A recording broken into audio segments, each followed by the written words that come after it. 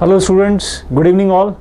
Welcome to the daily news analysis series, live recording of the daily news articles of 21st May 2022 with your educator Prithvi Raj Singh. Let us begin with the same.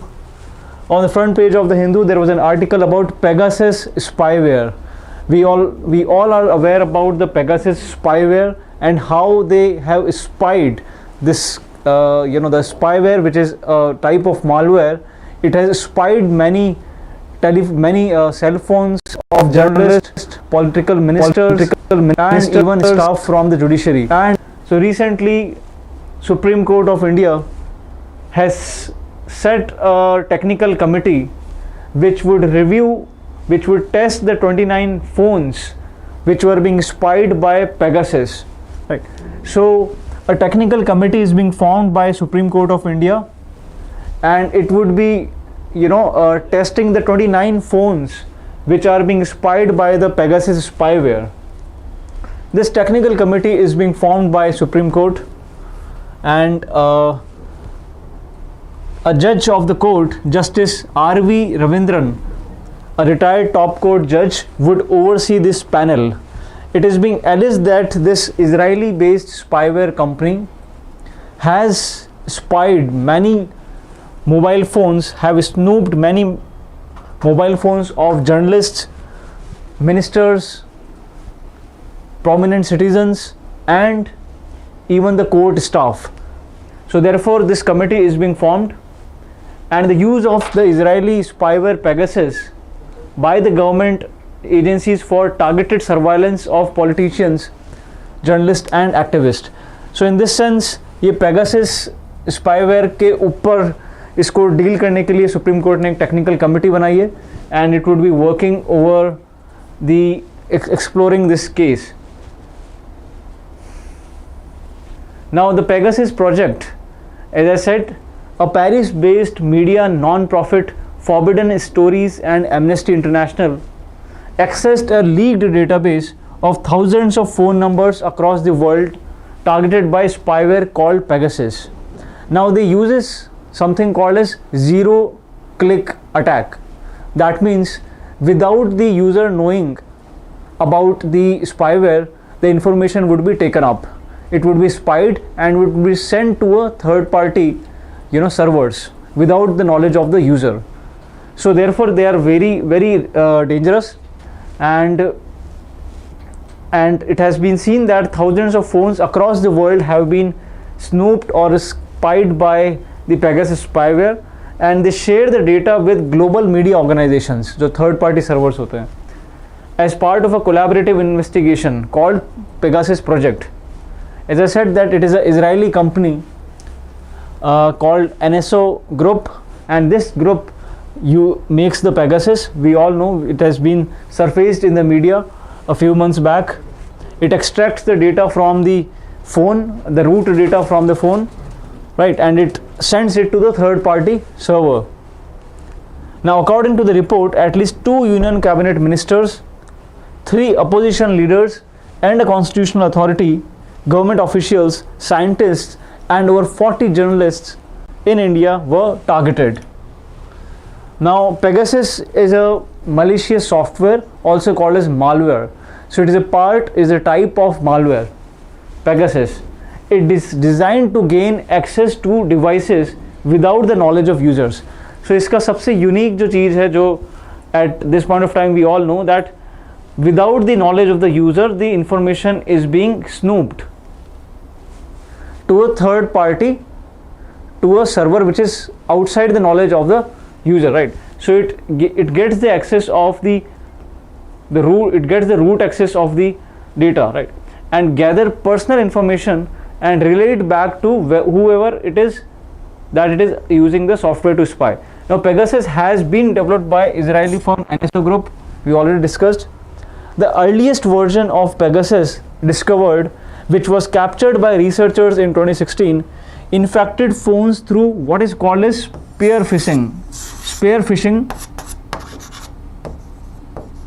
Now spear phishing is the text messages or emails, and that they trick you. That means if you click those email links or the text messages, the malware would actually enter into your system and would start snooping the information from your mobile. So those malwares are called as spear phishing, wherein a text message or email link is being sent and it tricks the target into clicking on the malicious link, right? So spear phishing is also a type of or a kind of Pegasus, right? However, the Pegasus which is being used to spy the mobile phones of journalists and political ministers, opposition leaders, and it's being alleged that the government has used Pegasus in snooping the information of the prominent citizens, journalists, opposition party members, and even the staff of the court. So Pegasus, on the other hand, uses something called as zero-click attacks. Zero-click attacks means it does not require any interaction from the phone's owner in order to succeed. मतलब कि जो user है उसको ना तो कहीं किसी text message पे क्लिक करने की ज़रूरत है, ना कोई ईमेल को एक्सेस करने की ज़रूरत है. It would directly enter into the system without the knowledge of the user, and because of the capabilities that it uses, and this is called as zero-click attacks. Now there are many steps which are being taken up by India to actually secure ourselves from such threats or internet threats, like Cyber Surakshit Bharat initiative.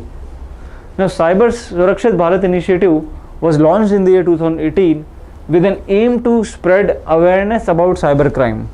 So cyber crime से related awareness को spread करने के लिए Cyber Surakshit Bharat initiative was being launched, and to build the capacity for safety measures for Chief Information Security Officers, CISOs, and frontline IT staff.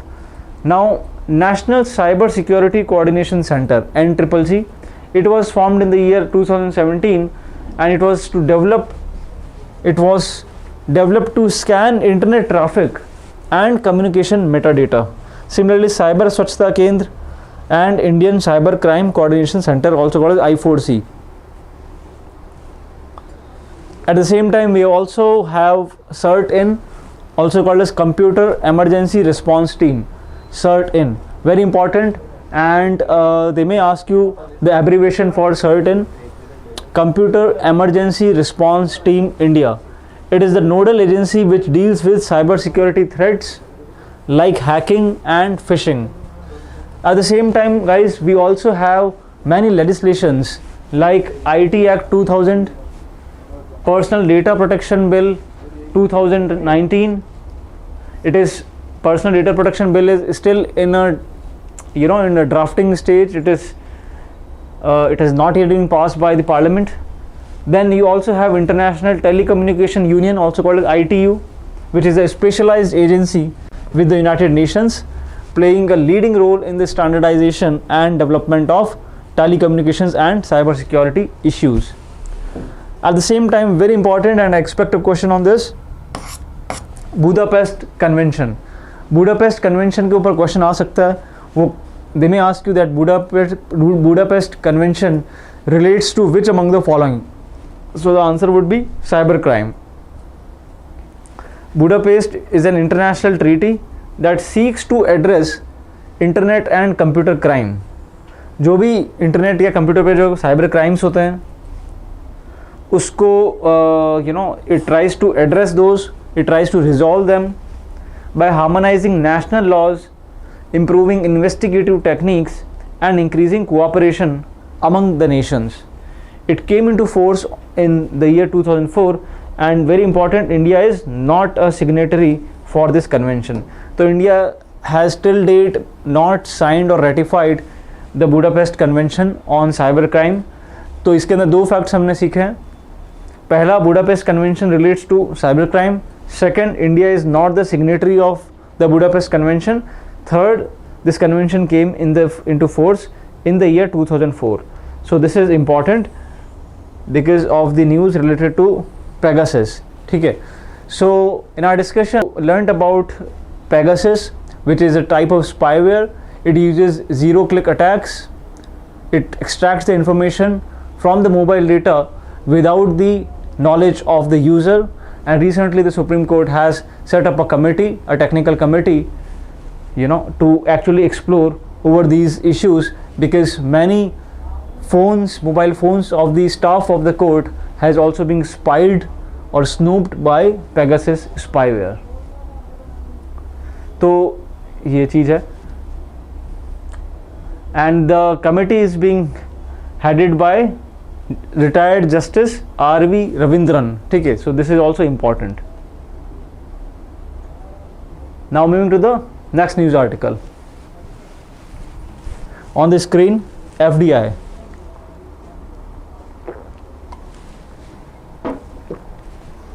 Guys, it's a positive news.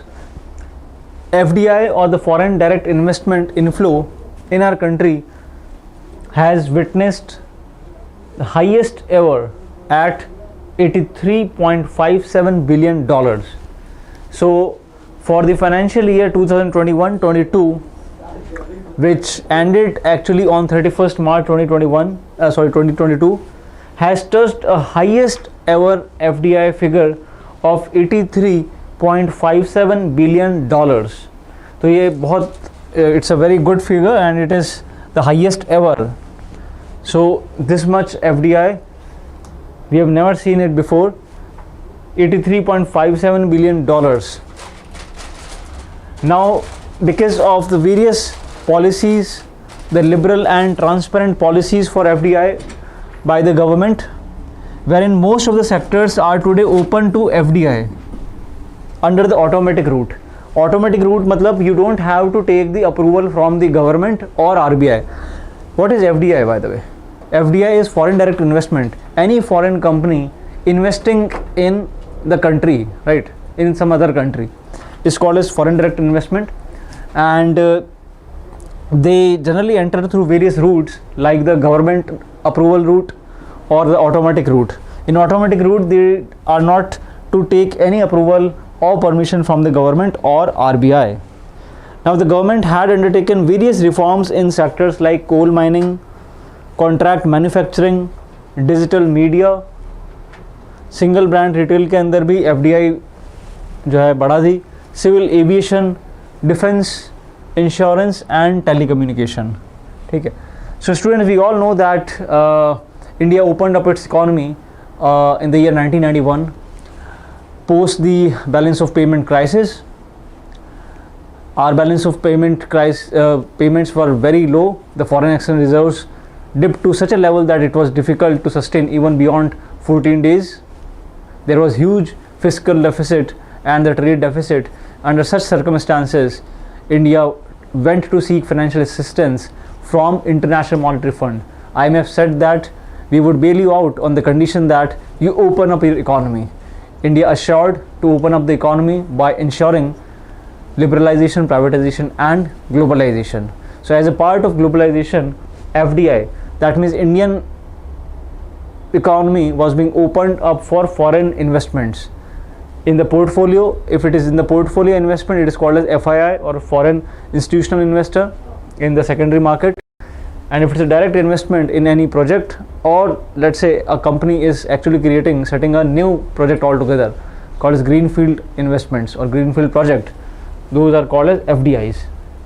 So government has increased the FDI in various sectors, and they may ask you the question on one fact which has been asked in various examinations before also, including the RPSC exam, that which, and as per the government data for 2021-22, India received the highest FDI from which among the following countries, right? So अब इस financial year के अंदर जो कि 31st मार्च को ख़त्म हुआ, Singapore was the top investing country in India.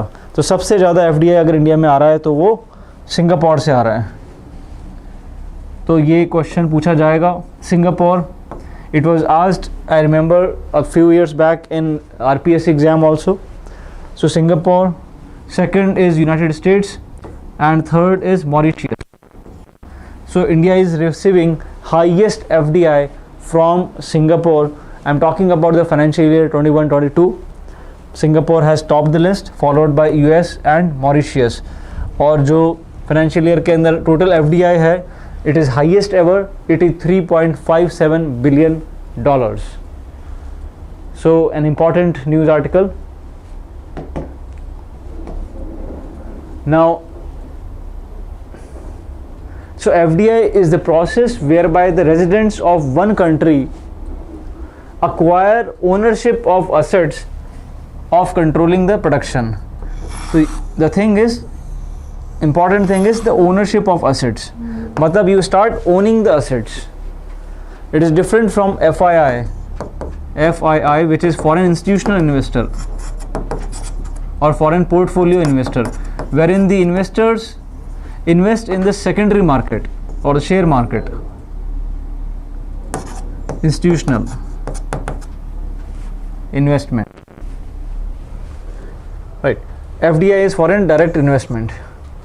So they acquire they own the assets for the purpose of controlling the production, distribution and other activities of firm in another country. Similarly, foreign portfolio investment, as I just mentioned, FII, where the foreign entity merely buys the stocks and bonds of any company, right? तो एक foreign company है, वो India के share market के अंदर they are buying or purchasing the stocks and bonds of a company. FII does not provide the investor with control over the business. ठीक है, तो इससे कोई कंट्रोल और या ओनरशिप नहीं है आती है बिजनेस के ऊपर. You are just actually merely buying the bonds or the shares of any company. So routes through which India gets FDI, पहला ऑटोमेटिक रूट जो मैंने आपको बताया था, जिसके अंदर you don't have to take the prior approval of the government or the RBI. Second is government route. Government route के अंदर you have to take a foreign company has to take the approval from the government. So you also have something called as Foreign Investment Facilitation Portal, FIFP. This is important. FIFP.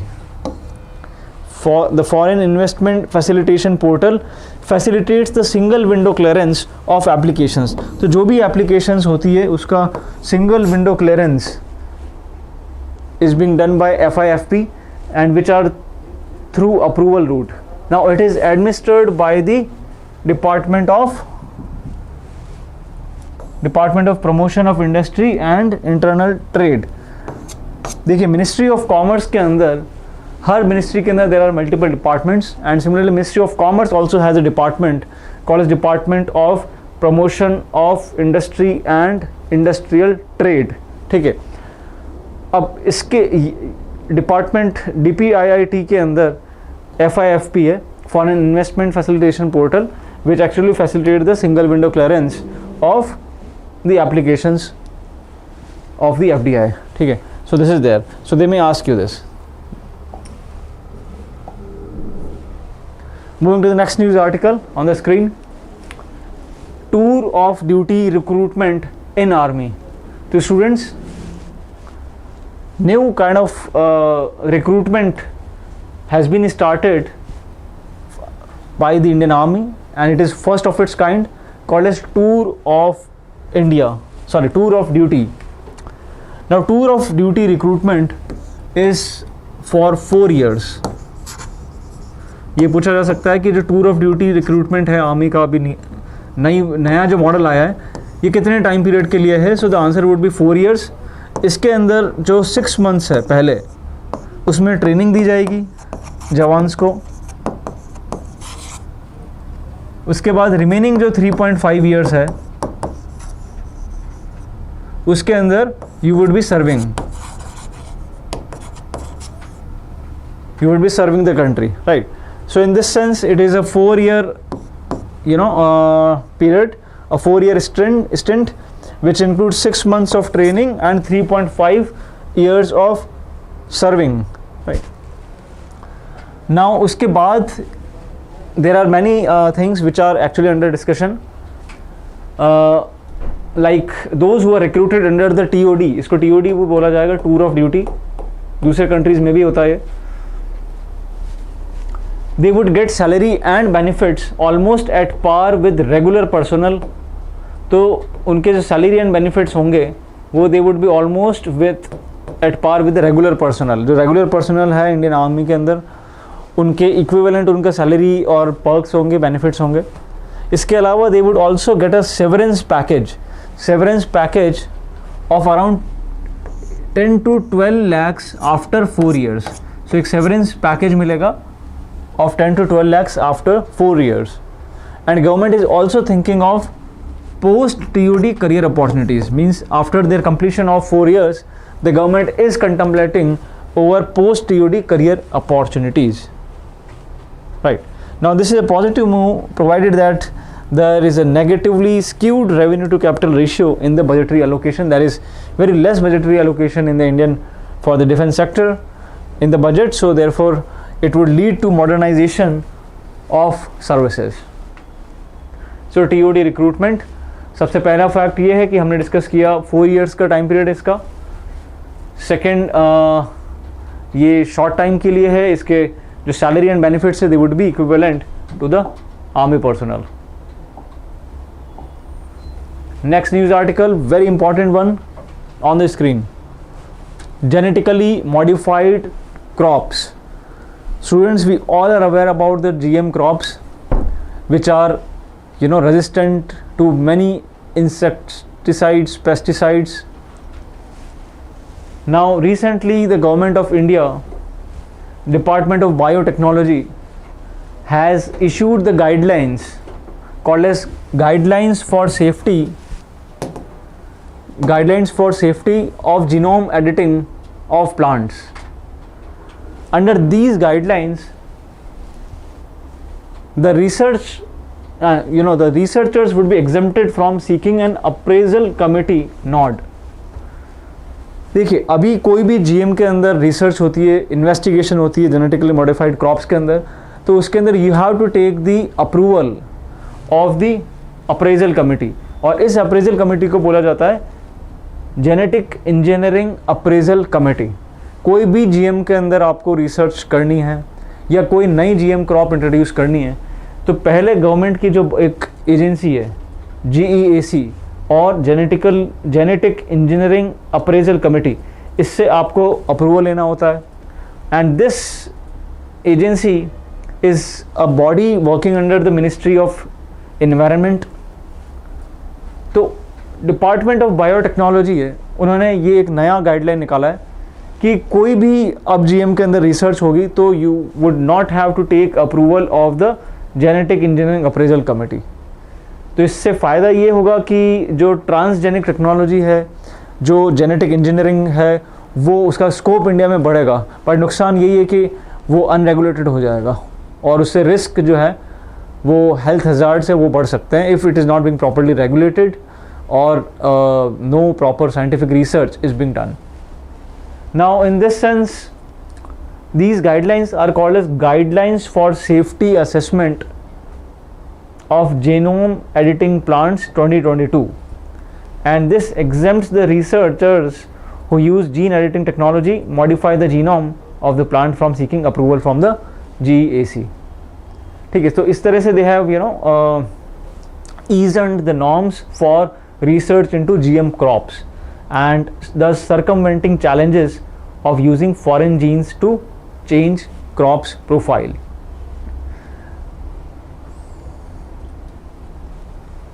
So the GEAC evaluates, ये पूछा जा सकता है कि GEAC किसके under काम करती है, so it is under Ministry of Environment and Climate Change. The GEAC evaluates research into GM plants and recommends or disapproves their release into the farm fields. तो जो भी रिसर्च हुई है GM के ऊपर, जेनेटिकली मॉडिफाइड क्रॉप के ऊपर, it is being approved by the GEAC, और अप्रूवल मिलने के बाद ही उसको फार्म फील्ड्स के ऊपर यूज़ किया जाता है। इवन इन्वायरमेंट मिनिस्ट्री ने भी इसको जो नई गाइडलाइंस है उसको एक्सेप्ट किया है। And this technique which involves introducing a gene from a different species into a plant is called as transgenic technology. इसको transgenic technology बोला जाता है, जहाँ पे you are introducing a gene from a different species into a plant. For example, BT cotton. तो guys, BT cotton के अंदर भी यही चीज़ हुई थी।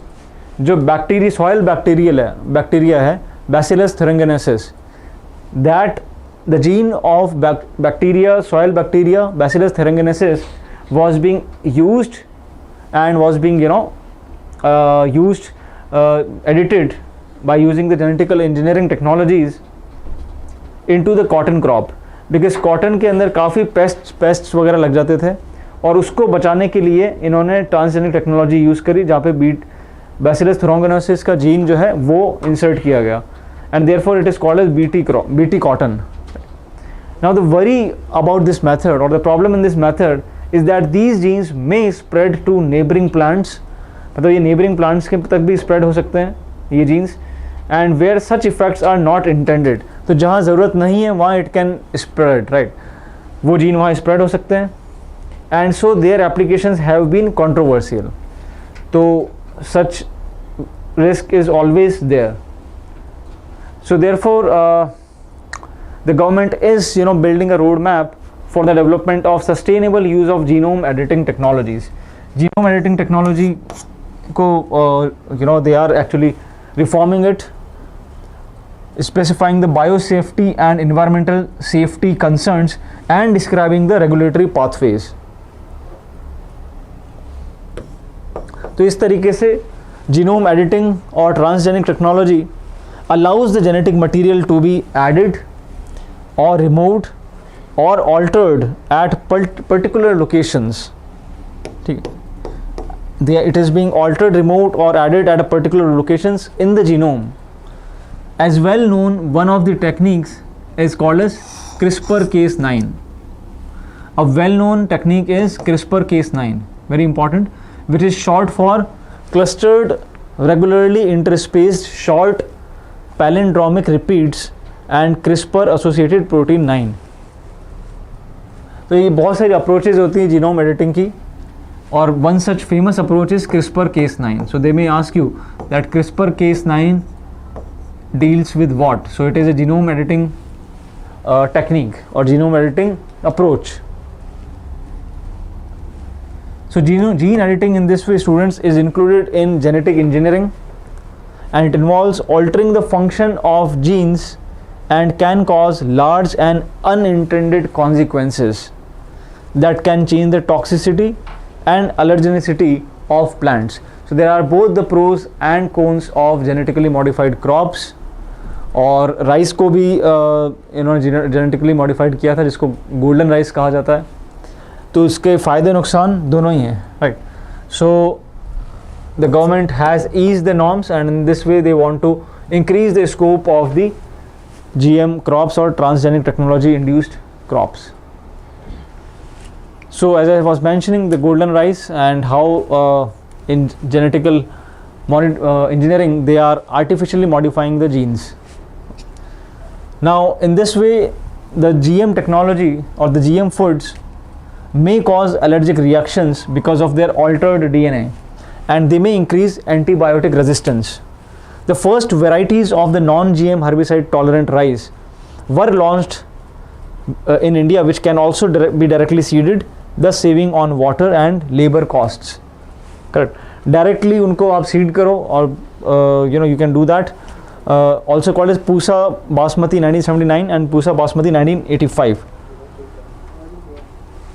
अब इंडिया के अंदर जो कमर्शियल कल्टीवेशन है किसी जीएम क्रॉप का, तो वो बीटी कॉटन के लिए ही कमर्शियल कल्टीवेशन का अप्रूवल दे रखा है, और बाकी के लिए कन्फाइंड फील्ड ट्रायल्स दे रखे हैं, limited field trials.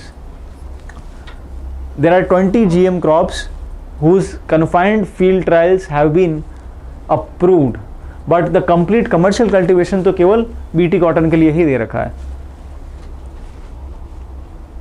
There are many other genetically modified techniques, GM techniques or gene editing techniques, like site directed nuclease, also called as SDN 1 and 2, which is yet to gain regulatory approval, which allows for tweaking the rice plant's own genes without introducing the gene of any other organism. So ये ज़्यादा environmental friendly technique हो सकती है, and it could be a game changer, students, क्योंकि you don't have to introduce a foreign gene into the crop. You would modify or alter the gene of the plant or the crop itself instead of taking it from some other crop So therefore it may be more environmental friendly, but it is yet to gain the approval by the government. And this technique, this new technique of genetic engineering is called as site directed nuclease. Site directed nuclease, also called as SDN, very very important. तो इस पे they may ask you the question SDN technique के ऊपर. यहाँ पे इतना सा you have to remember that you don't have to take the genes from any other crop. The plant's own genes would be modified. So SDN 1 and 2. So this is how the CRISP works. The Cas9 protein forms a complex with guide RNA in a cell, and this complex attaches to a matching genome DNA sequence adjacent to a spacer yellow segment. So इस तरीके से genome editing होती है.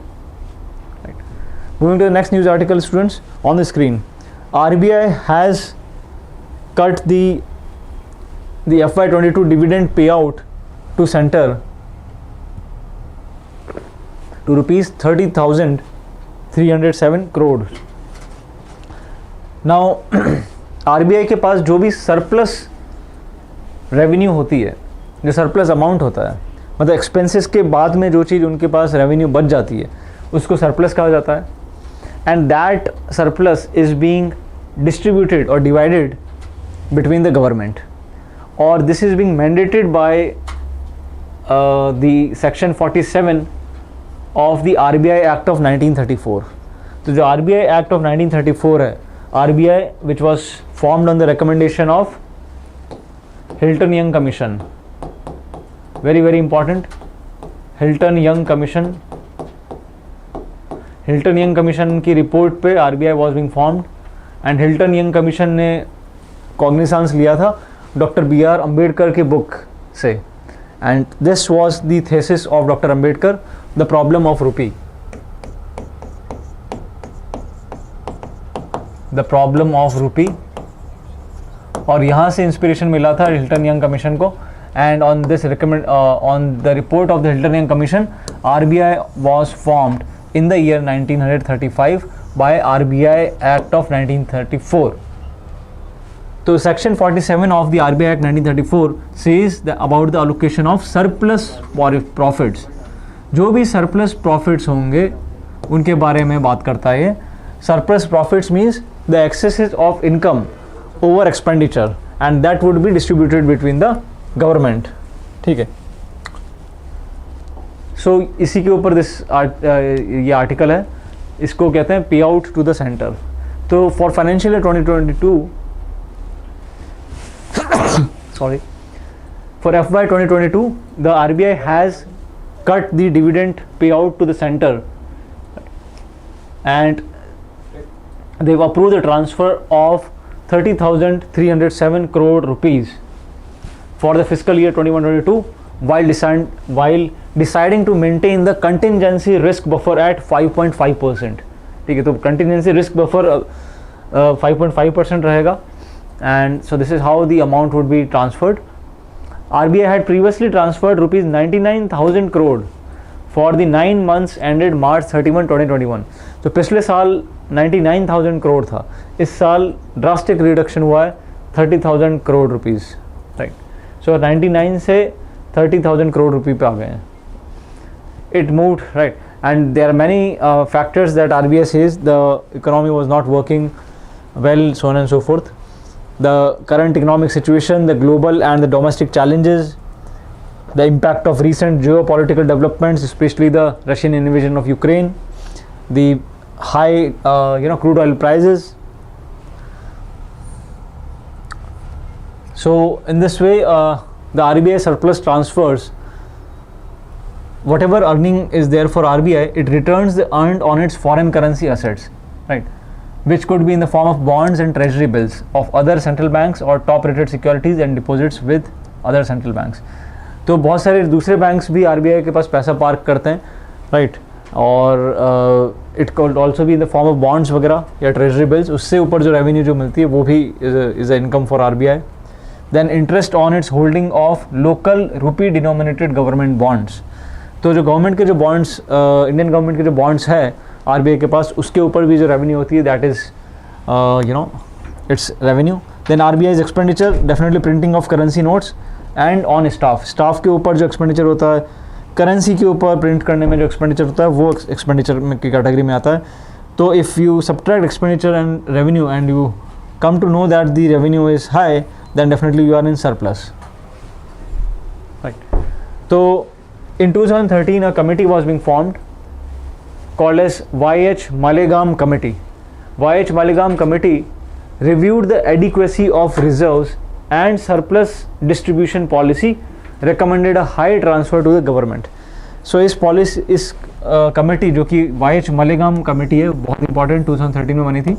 It said that whatever surplus that is being generated by the RBI has to be distributed, transferred to the government, and it recommended, in fact, higher transfers. ज़्यादा transfer होना चाहिए, higher transfer to the government. And by and large, the surplus transfer averages around 0.5% of the GDP. Right. So we are clear with YH Malegaon Committee 2013. We also know about the allocation of surplus profits as per the section 47 of RBI Act 1934. Moving to the editorial section. Now this was an interesting article by Suhasini Haidar, and she was exploring the new foreign policy by Narendra Modi government and how they are indifferent by the changes taking place in our neighborhood.